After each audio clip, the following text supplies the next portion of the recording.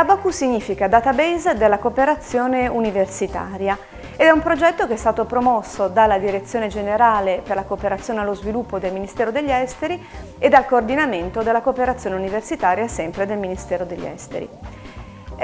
Fa molto piacere presentare questo progetto al posto dei capi progetto veri e propri, che sono Stefano Scotti, che in questo momento si trova ad Haiti per un progetto di cooperazione, e Daniela Casiraghi, che invece sta per avere il suo terzo figlio e quindi le vanno tutti i nostri auguri.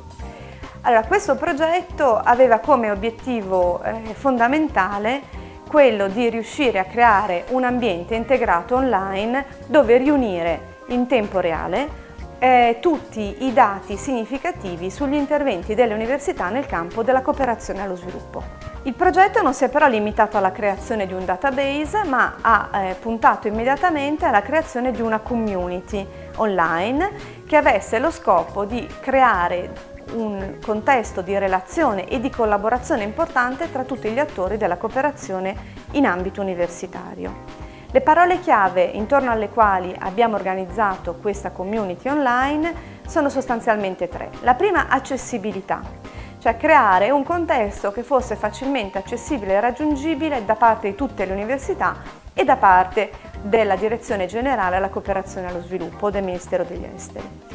La seconda parola chiave è stata interattività, cioè il fatto di mettere a disposizione strumenti e metodi per collaborare e interagire in modo da far emergere il più possibile nuove idee di progetto, opportunità di collaborazione, opportunità per creare sinergie. L'altro elemento è stato multimedialità. Tutta la community è stata strutturata in modo da favorire la condivisione di tutti i media utili a comprendere meglio le condizioni specifiche di progetto. Immagini, video, audio, foto, tutto quello che era necessario. Quali sono state le tappe principali di progetto? L'avvio è stato costituito da un evento importante organizzato in parte in presenza qui al Politecnico di Milano, in parte online attraverso il coinvolgimento virtuale del Ministero degli Esteri, dell'Università La Sapienza, dell'Università di Palermo e di altre università coinvolte nel coordinamento della cooperazione universitaria. A valle di questo evento è partita l'attività di riempimento del database da parte delle singole università con il coinvolgimento di tutti i soggetti interessati e con l'identificazione di un referente per ogni università che ha il ruolo di validare i dati che vi sono inseriti.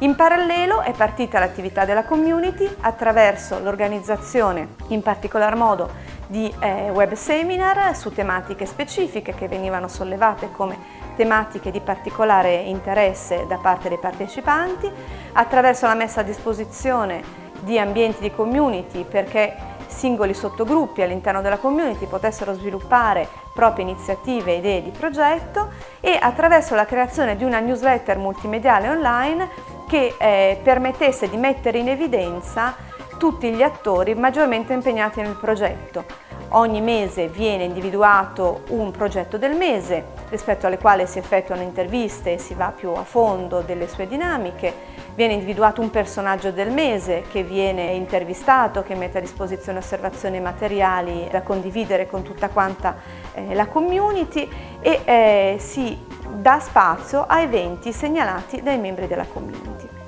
A questo punto siamo riusciti a mettere online un catalogo che è a disposizione di tutto il pubblico con le informazioni principali sui progetti che sono già stati validati dalle università. Il processo di validazione è comunque ancora in corso, così come il progetto di integrazione del database. Speriamo che si possa presto avviare una nuova fase di sviluppo della community con un coinvolgimento ancora più ampio tutti i soggetti nelle università e nelle istituzioni che si occupano di cooperazione allo sviluppo delle università e con un'integrazione di tutti gli strumenti che il Web 2.0 ci mette a disposizione, dai social media ai social network.